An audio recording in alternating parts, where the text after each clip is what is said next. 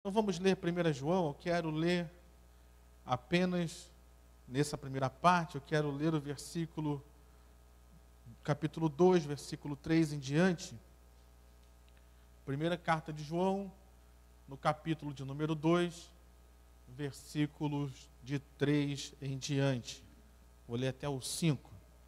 Amém? Todos acharam? Então vamos ler, assentados mesmo. Diz assim a palavra do Senhor. Ora, sabemos que o temos, aqui está falando de Jesus, sabemos que temos conhecido a Jesus por isso, se guardamos os seus mandamentos. Aquele que diz, eu o conheço, e não guarda os seus mandamentos, é mentiroso, e nele não está a verdade. Aquele, entretanto, que guarda a sua palavra, nele verdadeiramente tem sido aperfeiçoado o amor de Deus. Amém? Feche seus olhos, Pai, nós estamos aqui reunidos nessa noite.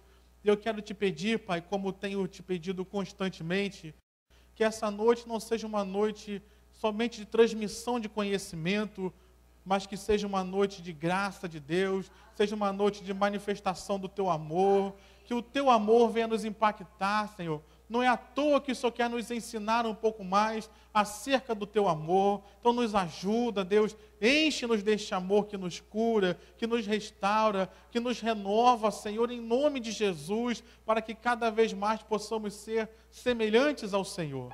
Que essa palavra, Deus, venha produzir frutos em nós, que ela seja pregada com total liberdade e que em tudo o seu nome seja glorificado, em nome de Jesus.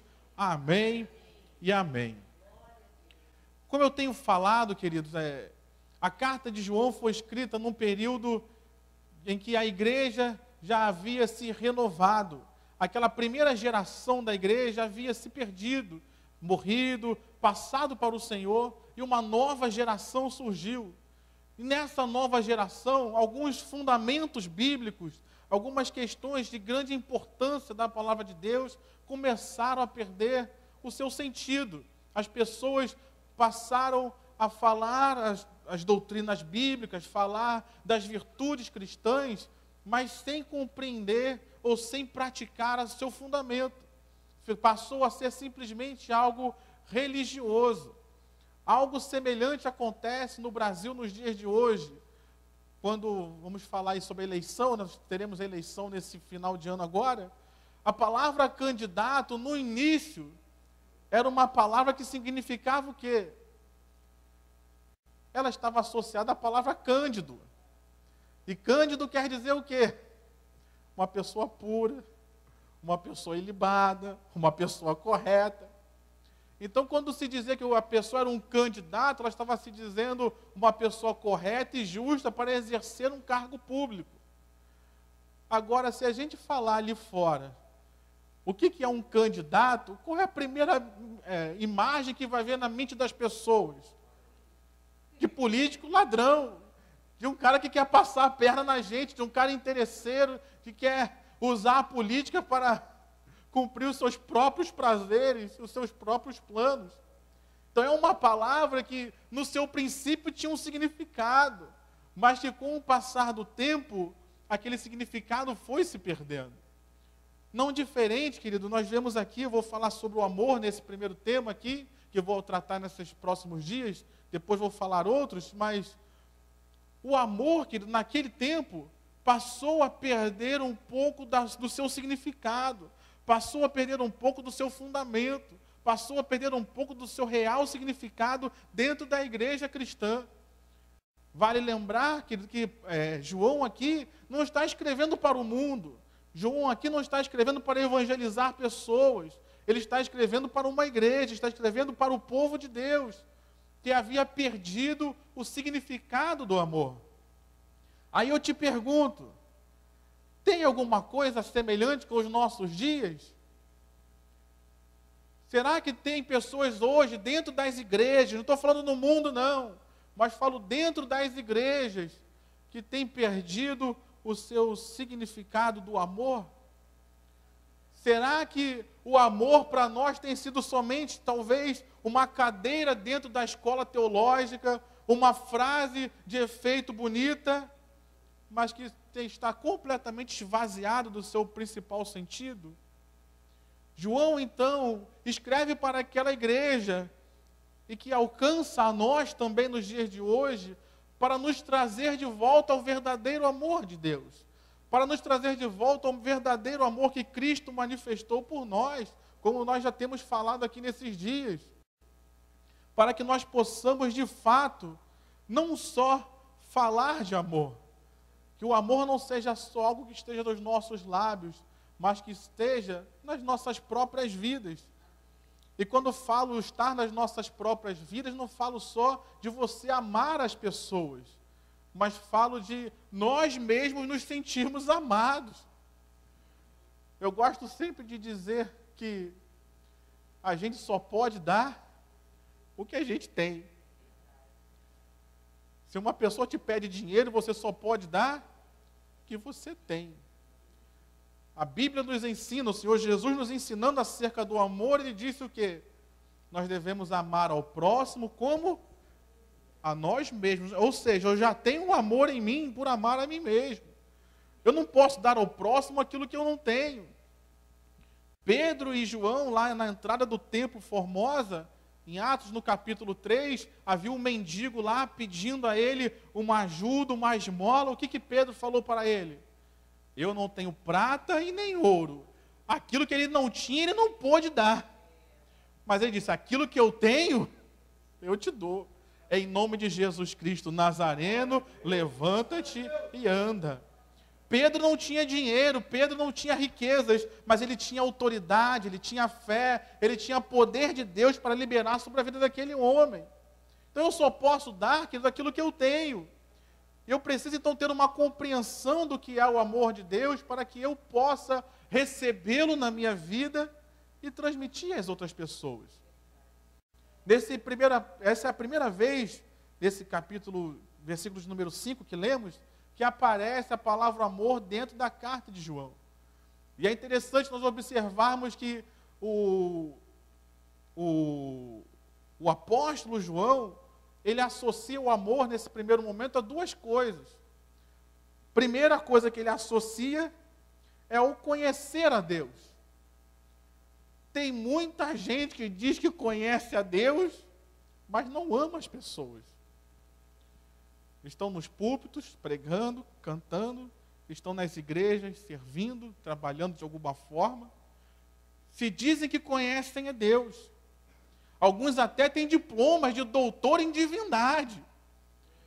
Eles conhecem todas as doutrinas, as filosofias, mas na hora da prática desse amor, eles não praticam. Então, para mim aqui, nesse primeiro momento, o apóstolo João está mostrando que o amor, ele é revelador. Ele revela quem de fato conhece a Deus e quem não conhece. Não sei se você já passou por isso na sua infância ou talvez na sua idade adulta. Você diz que conhecia alguém para ter algum favor, mas que na realidade você não conhecia. Você já fez isso? Ninguém fez, só eu e Diácono Tito que estamos nessa. Você nunca chegou na portaria de um lugar, não, eu conheço fulano, o fulano não sabe nem quem é você, mas você disse só para entrar, só para obter algum favor, só para intimidar alguém. E tem pessoas que fazem isso com Jesus hoje, minha gente. Eu conheço a Jesus, eu estou na igreja, eu canto, eu louvo. Mas o que vai demonstrar de fato que nós conhecemos a Ele é a prática do amor, que foi o que João disse aqui. Aquele que diz que, versículo 3, ora, sabemos que o conhecemos se guardamos os seus mandamentos. E o versículo 5 diz que o amor é guardar os mandamentos. Ou seja, se eu conheço a Deus, eu amo as pessoas. Se eu conheço de fato a Deus, eu amo aqueles que são meus semelhantes. O amor, ele está vivo em mim, ele está operante em mim, porque eu conheço a Deus. E aí, de repente, você pensa, mas Rafael, por que esse amor fica operante?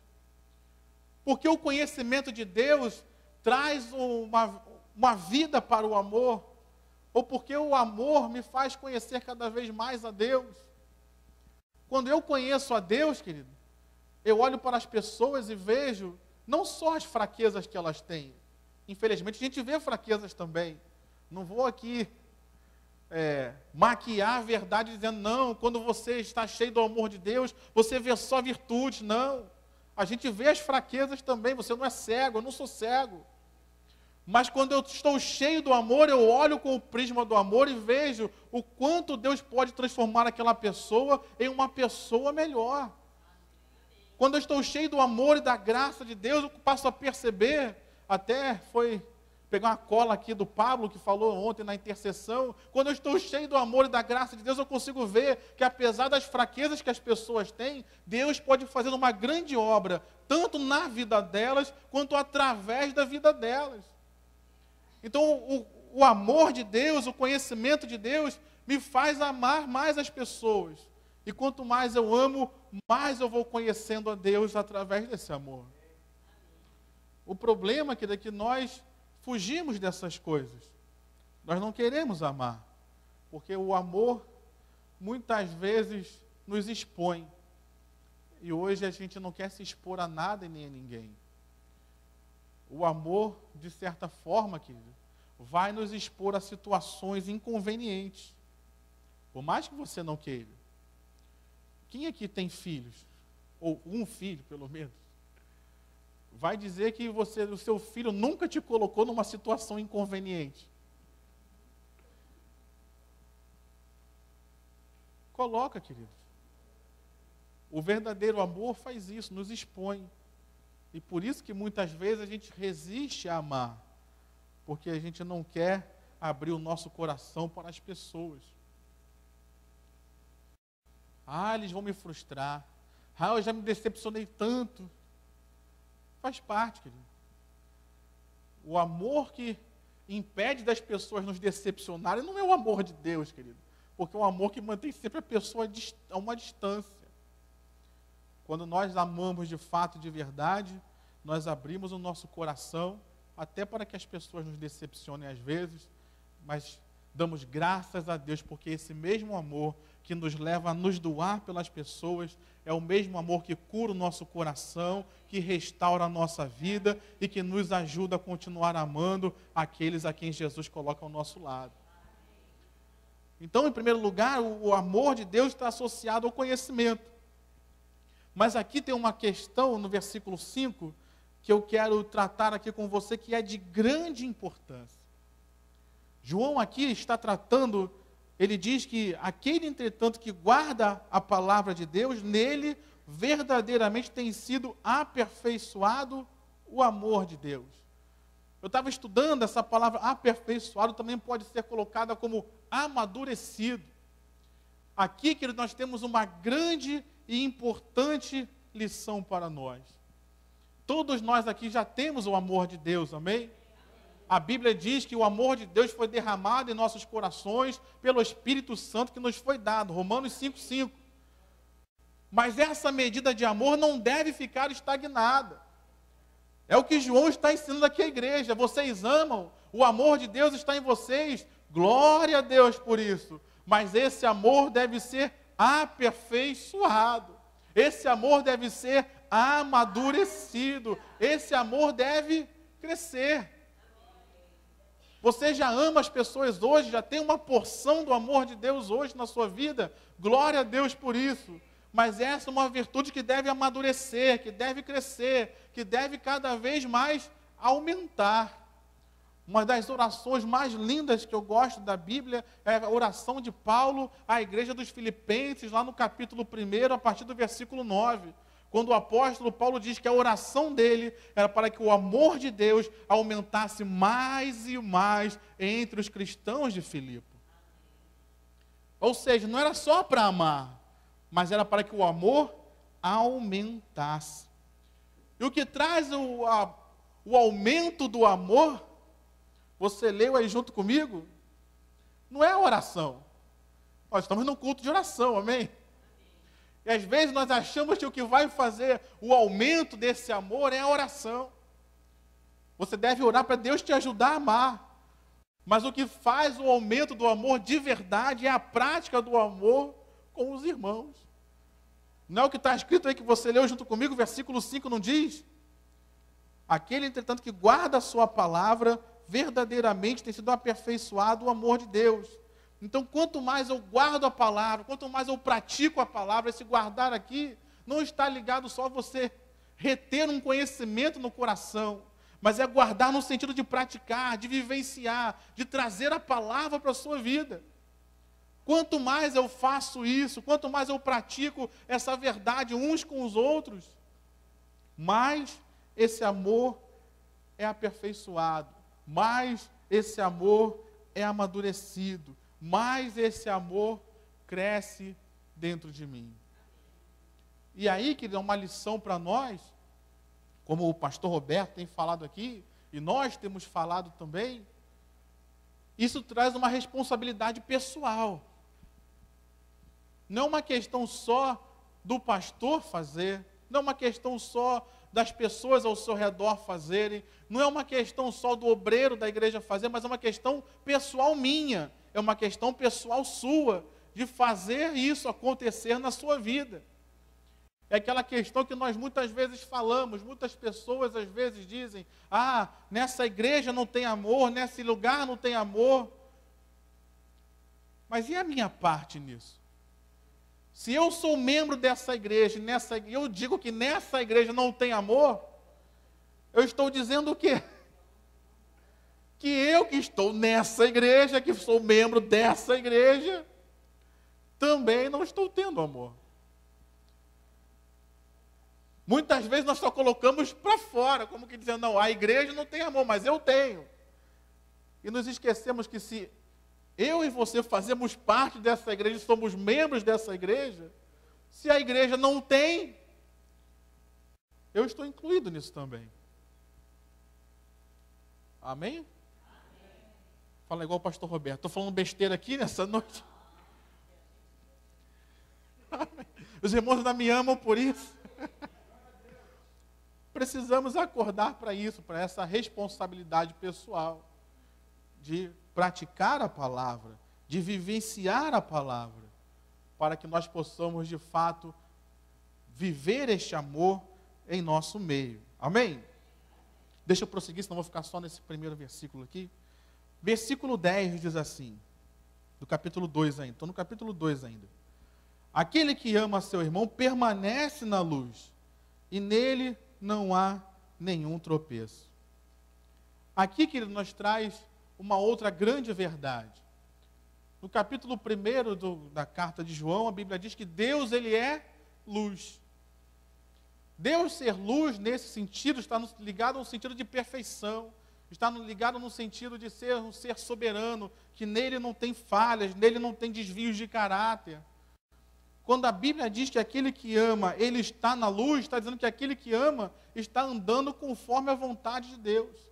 Aquele que ama está andando debaixo da luz de Deus, debaixo do caminho de Deus, na direção de Deus. Quantas vezes nós nos perguntamos o que é que Deus quer que eu faça nesse momento? Quantas vezes nós nos perguntamos, será que eu estou num caminho de Deus? Duas coisas que você pode tratar diante das suas decisões. A primeira é aquilo que está lá em Colossenses, no capítulo de número 3, quando diz que a paz de Deus seja árbitro em vossos corações. Você está em paz, meu irmão? Isso quer dizer que você está andando num caminho correto, no caminho que Deus tem. Mas uma segunda coisa que você pode olhar é, eu estou andando em amor? Essa situação, essa decisão que eu estou tomando, ela está sendo motivada pelo amor de Deus em meu coração, ou ela está sendo motivada por um egoísmo, ela está sendo motivada talvez por uma ganância, pela soberba, pelo orgulho? Se eu estou em paz e as minhas decisões e a minha vida está sendo direcionada pelo amor de Deus, isso é um sinal que aquele caminho que eu estou seguindo é um bom caminho. Muitas vezes é o que Deus usa para confirmar em nossos corações a direção que Ele está nos apontando. Amém, queridos? Jesus indo em direção à cruz. O anjo veio consolá-lo para trazer paz ao coração dele. E aquela decisão que ele estava tomando era uma decisão motivada pelo quê? Pelo orgulho, pela soberba, pela arrogância, pela ganância? Não. Era uma decisão motivada por amor. E ali Deus confirmou no coração dele de que aquela era a única forma da humanidade ser salva. Nessa noite, meu irmão, viva no amor. Viva na prática do amor. Viva na prática do amor com os irmãos. Viva na prática do amor com a igreja. Se essa igreja tem dificuldade de amor, que você seja o primeiro, então, a começar a semear amor para que haja uma grande colheita de amor nessa igreja. Mas não vamos deixar que esse amor esfrie. Se ele está frio, vamos aquecê-lo. Porque eu quero andar na luz, meu irmão. Eu não sei se você quer, mas eu quero andar na luz. A Bíblia diz, se nós andarmos na luz, como Ele, o Senhor, está na luz, temos comunhão uns com os outros, e o sangue de Jesus, seu Filho, nos purifica de todo pecado. Então andar na luz está ligado a ter perdão, para andar na luz está ligado a ter comunhão com os irmãos. Por isso a prática do amor. Não tem como ter comunhão sem amor. Nessa noite, Deus está nos despertando. Vamos sair das trevas, meus irmãos, e vamos andar na luz. A Bíblia diz que nós somos do dia e não da noite. Vamos andar na luz de Deus. Se nós não estamos na luz, vamos vir para a luz. Se nós já estamos na luz, meu irmão, fica firme, porque está valendo a pena você estar na luz.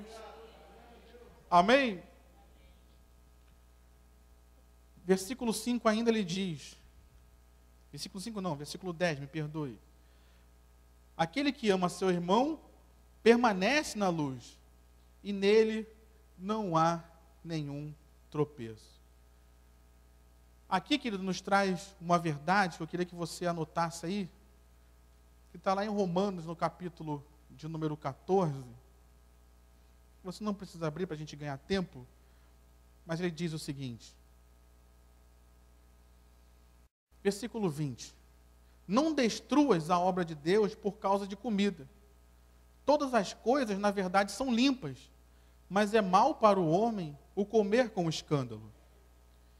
É bom não comer carne, nem beber vinho, nem fazer qualquer outra coisa com que teu irmão venha a tropeçar, ou se ofender, ou se enfraquecer.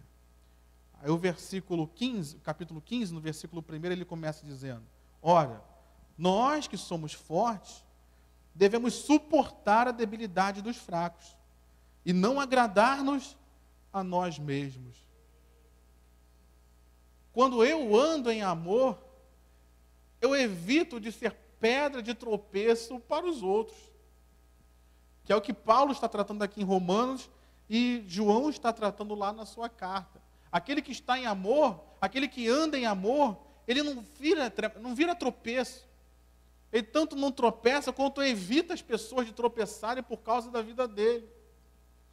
E isso é algo que nós precisamos acordar. Se nós formos olhar hoje, quantas pessoas estão fora das igrejas por causa de outras pessoas? Quantas pessoas estão fora das igrejas por causa dos próprios irmãos e membros da própria igreja? Por que isso, queridos? Porque muitas vezes está faltando amor entre nós. Tanto da nossa parte para com eles, quanto da parte deles para conosco também. Isso é uma responsabilidade mútua, tanto nossa com eles, quanto deles conosco. Se tivéssemos um ambiente maior de amor, talvez estivéssemos menos desviados aí fora da igreja. Quando nós andamos em amor, querido, como o próprio Senhor Jesus disse, os escândalos virão, mas ai daqueles por quem vierem os escândalos. Se alguém fizer tropeçar alguns desses meus pequeninos, melhor seria que ele amarrasse uma pedra em si mesmo e lançasse no mar.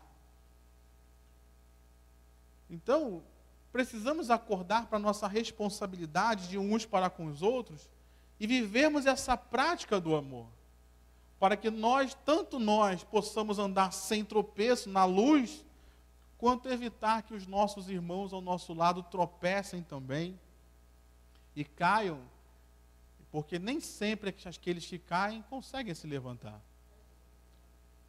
Que nós sejamos instrumentos de Deus para trazer o amor para aqueles que estão ao nosso redor. Amém? Diga para o seu irmão: meu irmão, Deus conta contigo para isso.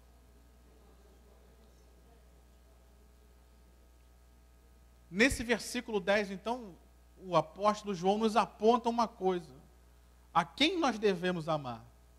No versículo 5 ele diz que nós devemos amar e que o amor é o aperfeiçoado através da vivência dos mandamentos de Deus, da prática. Já nesse versículo 10, então ele traz uma informação nova, dizendo a quem nós devemos amar.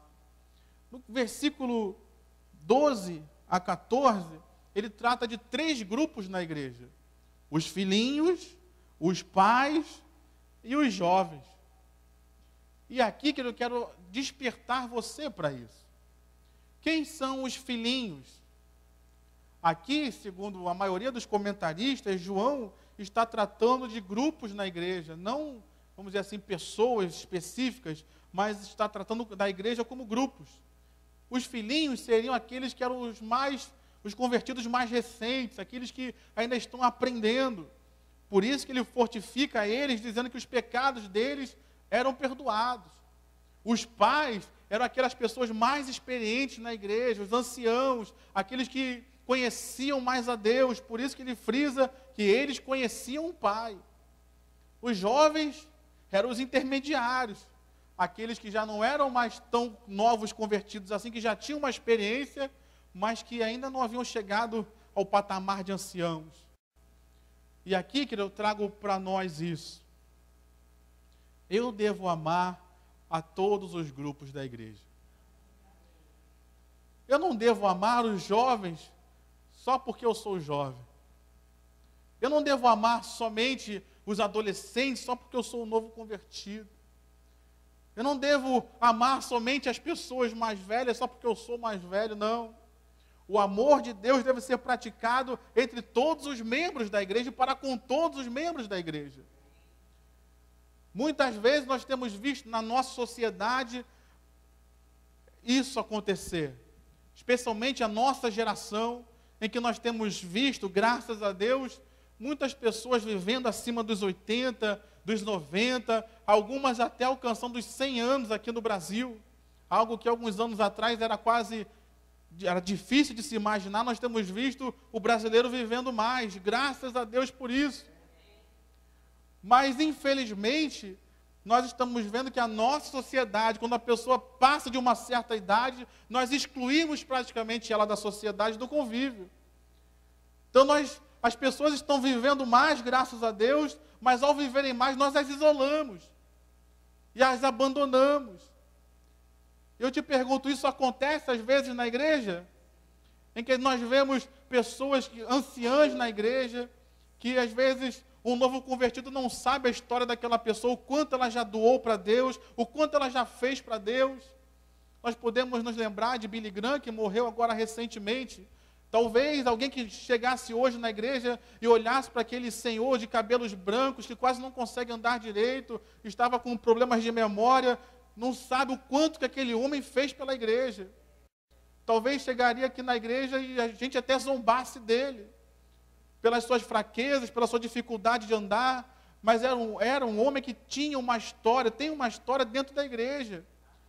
E assim, quantos anciãos nós temos dentro das igrejas hoje, queridos? E que às vezes precisam do nosso amor, precisam da nossa compreensão, precisam da nossa atenção, e nós nos esquecemos deles. Eu, particularmente, faço questão de falar com os anciãos da igreja. Eu faço questão de falar com as crianças. Quantas vezes nós desprezamos as nossas crianças, queridos? Existe uma frase que eu não gosto dela quando diz que as crianças são a igreja ou é a igreja do amanhã. Eu não gosto dessa frase. Porque parece que a criança não faz parte da igreja hoje. A criança pode ser os pastores de amanhã, os líderes de amanhã, mas ela é a igreja hoje, agora. Ela está sendo ensinada na palavra de Deus. Muitas têm uma fé grandiosa em Deus maior do que nós. Então nós não podemos excluir as crianças e fingir que elas não existem. Nós não podemos excluir as crianças e fingir que elas não são o povo de Deus. Elas são também. Como nós, querido, temos grande dificuldade de lidar com novos convertidos. Às vezes excluímos eles. Às vezes só sabemos olhar para as suas fraquezas e vamos usar aqui uma linguagem bem de igreja mesmo, os carrapichos que vêm com as ovelhas, às vezes os costumes errados, pensamentos errados, as vestimentas às vezes um pouco esquisitas. E nós só sabemos olhar para isso e nos esquecemos que, assim como Deus tratou comigo, Deus tratou com você, Deus está tratando com ele também. Precisamos, queridos, exercer esse amor entre nós.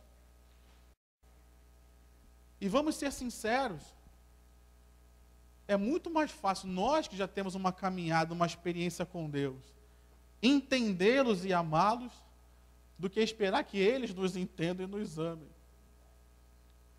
Não estou dizendo, logicamente, para compactuarmos com erros e pecados, mas estou dizendo para nós amarmos essas pessoas e não esquecer que Deus está tratando com a vida delas.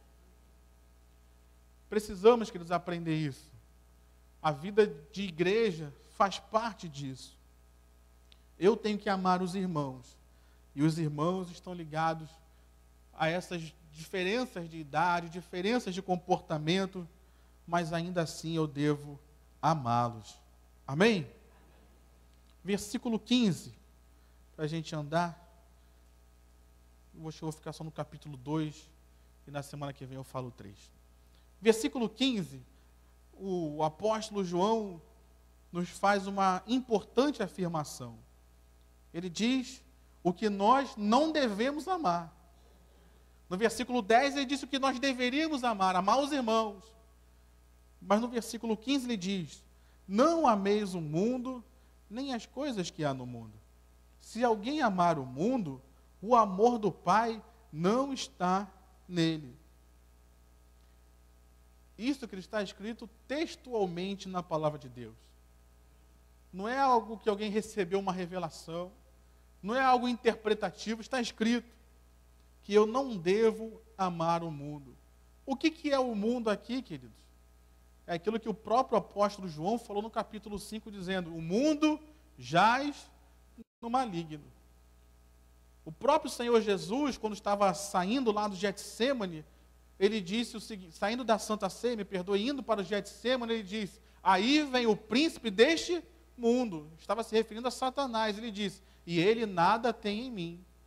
Então, quando a Bíblia fala de mundo, não está falando dos continentes, dos animais que estão ali, das pessoas, mas quando a Bíblia, nesse texto que está falando de mundo, está falando desse sistema governamental regido por Satanás, em que ele influencia, em que ele tem direcionado esse mundo de uma certa forma, dentro, claro, dos limites de Deus, mas é ele quem tem influenciado, é ele quem tem agido. O próprio Senhor Jesus o chamou de príncipe deste mundo. Nesse contexto, João está dizendo: eu não posso amar esse mundo.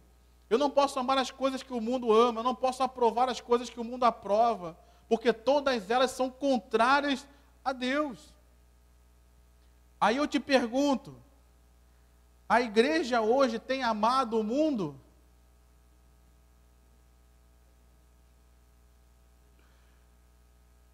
Tem alguns irmãos que não querem nem falar, só gesticula assim. Será que nós, como igreja, temos amado a este mundo, queridos? E aí o apóstolo vai e disseca. Versículo 16. Eu quero que você leia comigo para não dizer que o pastor está inventando. Versículo 16 diz assim: porque algumas coisas que há no mundo, é isso que está escrito aí na sua Bíblia? A minha Bíblia diz o quê? Porque tudo. Qual é o significado espiritual de tudo? Tudo é tudo. Espiritualmente falando, dentro do grego, do hebraico, da revelação, tudo é o quê? Tudo. tudo que há no mundo. Aí ele resume tudo que há no mundo em 3 coisas: a concupiscência da carne, o desejo da carne, o desejo dos nossos olhos e a soberba da vida. Ele resume tudo que há no mundo nessas coisas e diz que isso não procede do Pai, mas procede do mundo. Se o meu coração, querido, está nessas coisas, o meu amor por Deus está meio deficiente. E como o texto diz, se eu permanecer nisso, o versículo 15 diz que se alguém amar o mundo, o amor do Pai não está nele. Ou seja, se eu vou me deixando dominar pelos desejos do mundo, se eu vou me deixando dominar pela cultura do mundo, se eu vou me deixando dominar pelos pensamentos do mundo, se eu vou me deixando dominar por aquilo que o mundo oferece, se eu vou amando a esse mundo, daqui a pouco, quando eu menos perceber, ou sem perceber, o amor do Pai não estará mais em mim. E aí eu estou dizendo que eu estou na igreja, eu estou pregando, eu estou falando do amor de Deus, mas só da boca para fora, porque o amor mesmo não está mais em mim. Nós temos visto muitas igrejas assim hoje, queridos. Essa teologia da prosperidade tem ensinado pessoas a amarem as coisas do mundo, a amarem aquilo que o mundo pode oferecer. E as pessoas estão se esquecendo que todos nós fomos chamados para sermos salvos em Cristo Jesus. A Bíblia diz que a nossa pátria não é aqui, queridos, mas nós fomos chamados para viver com Cristo na eternidade. Eu quero viver bênçãos nessa terra, sim. A Bíblia diz que nós viveremos a bondade no Senhor da terra dos viventes. Mas a minha vida não se resume só a esse tempo, queridos. O próprio apóstolo Paulo disse que se nós esperarmos em Cristo Jesus somente neste século, nós seremos os mais miseráveis dos homens. Eu não posso torcer a palavra de Deus, querido, para o meu bel prazer, para eu alcançar as coisas do mundo. Tem muitas pessoas que estão vindo às igrejas, mas estão vindo com esse intento de alcançar o mundo através do favor de Deus. Sinto te dizer, meu irmão, mas se você está alcançando alguma coisa, não é a mão de Deus que está te dando. Porque Deus não quer que você alcance o mundo, Deus quer que você alcance a salvação em Cristo Jesus. Por que a igreja hoje não clama tanto por salvação? Por que a igreja hoje, diferente desse tempo de João e dos apóstolos, não espera tanto, não clama tanto, Maranata, a hora vem, Senhor Jesus? Porque estamos acostumados e acomodados e apegados amando esse mundo. A verdade é essa. Sim ou não? A verdade é essa, queridos. Nós estamos, muitas pessoas entram num ano, como nós estamos recentemente, já estamos em março, mas entramos no ano recentemente. Os projetos de muitas pessoas estão sempre ligados às questões materiais. São poucas pessoas que colocam um projeto no início de um ano, na igreja de hoje, em que colocam questões espirituais. Eu quero crescer espiritualmente, quero ganhar almas para Jesus, quero aprender mais a Bíblia, quero conhecer mais a Deus. Você vai ver as igrejas que pregam que venha, dê para Deus e Deus vai te dar em troca. Como está cheio, querido? Porque as pessoas estão buscando isso. Agora, quando nós fazemos um culto de oração para buscarmos a Deus, quando nós fazemos um culto de ensino da palavra para você aprender acerca do amor, quem quer? Você nessa noite está de parabéns que veio nessa noite para ouvir a palavra de Deus. Então, meu irmão, vamos despertar. Se ainda existe algo do amor do mundo em nós, vamos arrancar isso dos nossos corações. Não estou aqui, não confunda você viver bem nessa terra com você amar esse mundo. São situações diferentes. Eu posso ter coisas boas, eu posso ter posses nessa terra, mas não amar o sistema que o mundo oferece. Eu posso ter a bênção de Deus nessa terra e prosperar financeiramente, crescer no meu trabalho, crescer na minha profissão, mas não amar o mundo que está aqui, não viver um consumismo que o mundo prega. Se eu vivo amando essas coisas, o amor do Pai vai sendo esfriado cada vez mais em mim, até que um dia ele acabe. Para eu terminar, versículo 17 do capítulo 2, ele explica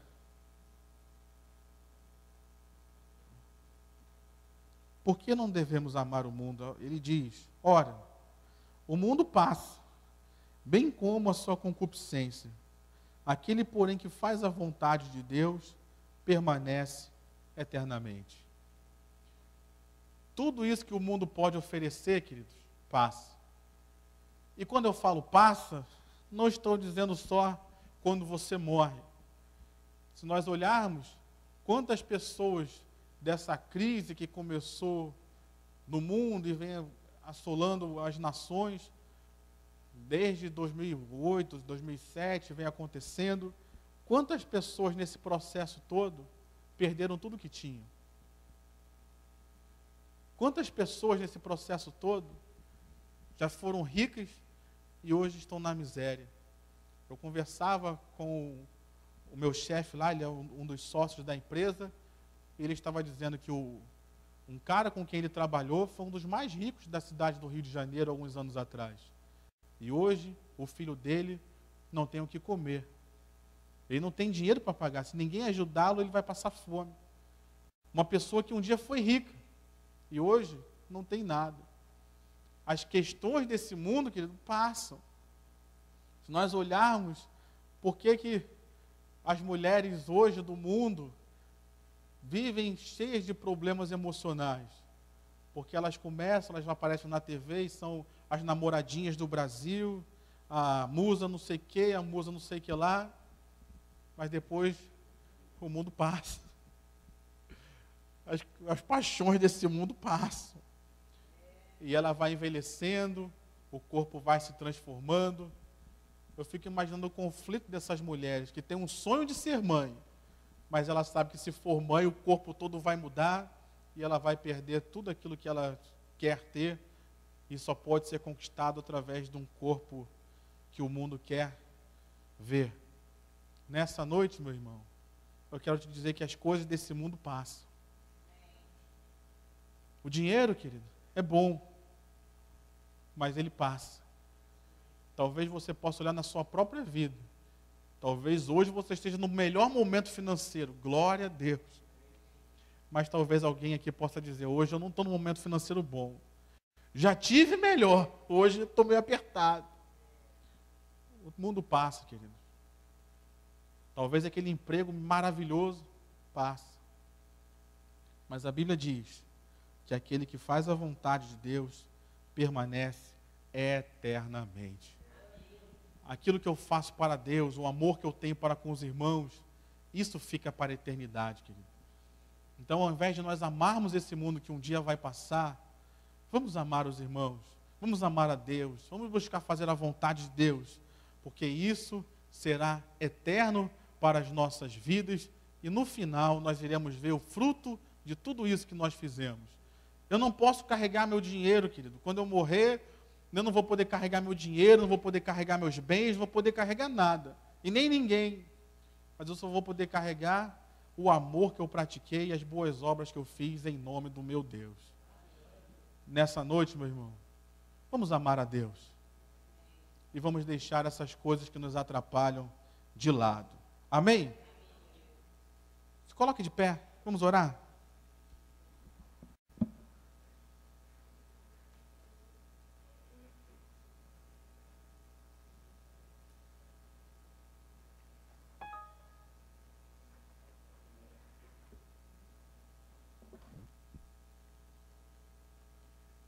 Feche seus olhos.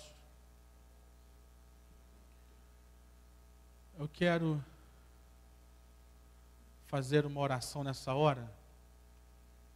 E a primeira oração que eu quero fazer é que o amor de Deus venha nos encher.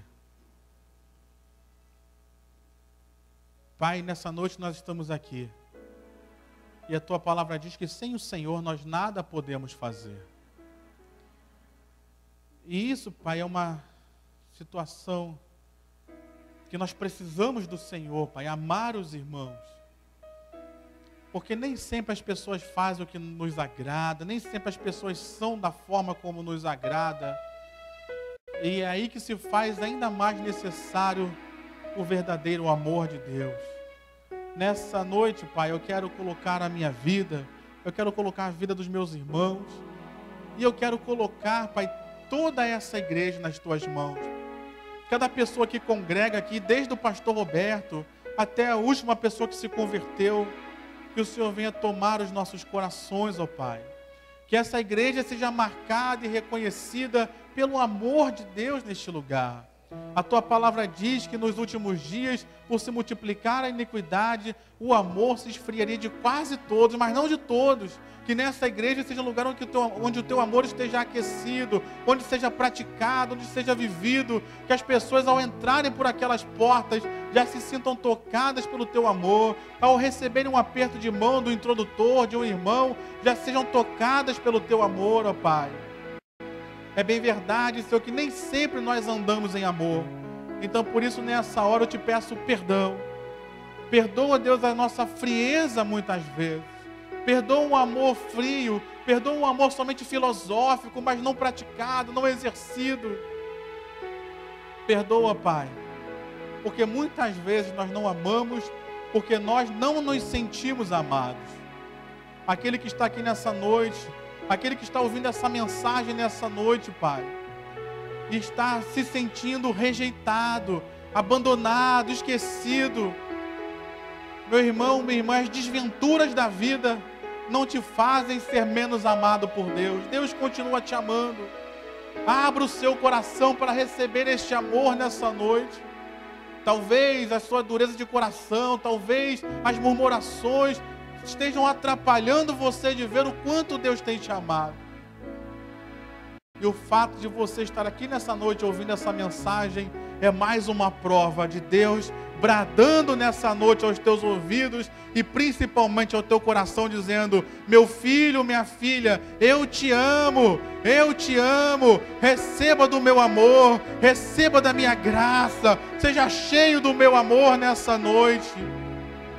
Enche-nos do teu amor, Pai, cura as nossas feridas de rejeição, de abandono. Enche-nos do teu amor, Pai, para que nós possamos ter o que dar para uns, para aqueles que estiverem ao nosso redor, o amor para dar uns aos outros. No nome de Jesus, Pai, eu coloco a vida de todos nós nas tuas mãos. E eu te peço, Pai, nessa segunda oração, nos dá força para colocar esse amor em prática, Pai. Eu te agradeço pela porção de amor, pela medida de amor que cada um aqui já tem. Mas nos ajuda, como disse o apóstolo Paulo, a aumentar esse amor mais e mais, Senhor, a cada dia nas nossas vidas. Não nos deixe nos acomodarmos com o amor que nós já temos praticado, Deus. Às vezes nós nos sentimos tão amorosos, Senhor, e achamos que já é suficiente, que já está bom. Mas Romanos, no capítulo 13, diz: a ninguém fiqueis devendo coisa alguma, a não ser o amor de uns para com os outros. Ou seja, por mais que eu pratique o amor, eu nunca paguei toda a dívida, ainda estou devendo. Nos ajuda, Deus, a crescer nessa prática de amor, a crescer, Senhor, nessa vivência de amor de uns para com os outros, para que cada vez mais nós vejamos a Tua presença manifesta neste lugar. O Senhor disse na Tua palavra: e nisto conhecerão que são meus discípulos, em vos amardes uns aos outros. E cada vez mais possamos ver o Teu amor sendo manifestado e praticado aqui, Deus, nessa igreja. E que isso seja um testemunho para todos ao redor, provando que o Senhor é o nosso Deus, que o Senhor veio a este mundo e que o Senhor está entre nós. Assim eu oro, Deus, entregando nossas vidas, entregando essa igreja, entregando, Pai querido, no nome de Jesus, a todos nós, e te pedindo, Pai, arranca todo amor ao mundo, Deus. Arranca, Pai, tudo aquilo do mundo que nos atrai. Porque o mundo muitas vezes é muito atrativo, Deus. A propaganda do mundo muitas vezes é maior. E principalmente a propaganda do mundo agrada muito a nossa natureza humana tendenciosa ao pecado. A propaganda do mundo não nos contraria, pelo contrário. Faz o que você quiser. Mas o mundo passa. E eu quero andar com Deus. Eu quero viver eternamente. Eu quero andar na luz. Nos ajuda, Deus, a em meio a uma sociedade tão mundana, e cada vez mais mundana e contrária ao Senhor. Nos ajuda a resplandecer como luzeiros daqueles que são fiéis ao Senhor e dizem não a esse mundo, dizem não às práticas mundanas, mas dizem sim ao Senhor, que amam ao Senhor, que amam os irmãos. Em nome de Jesus, nos ajuda a vencer o mundo neste tempo, Pai. Como diz na própria carta de João, que aquele que é nascido de Deus vence o mundo. Que nós possamos vencer o mundo para a honra e glória do nome de Jesus. É que nós oramos e te agradecemos. Amém e amém. Graças a Deus. Aleluia. Aplauda ao Senhor com o seu melhor. Diga para o seu irmão, vamos praticar mais o amor. Vamos praticar mais o amor, queridos. Igreja não é só um local de congregar. Igreja é um local de nós praticarmos o amor de uns para com os outros. Amém?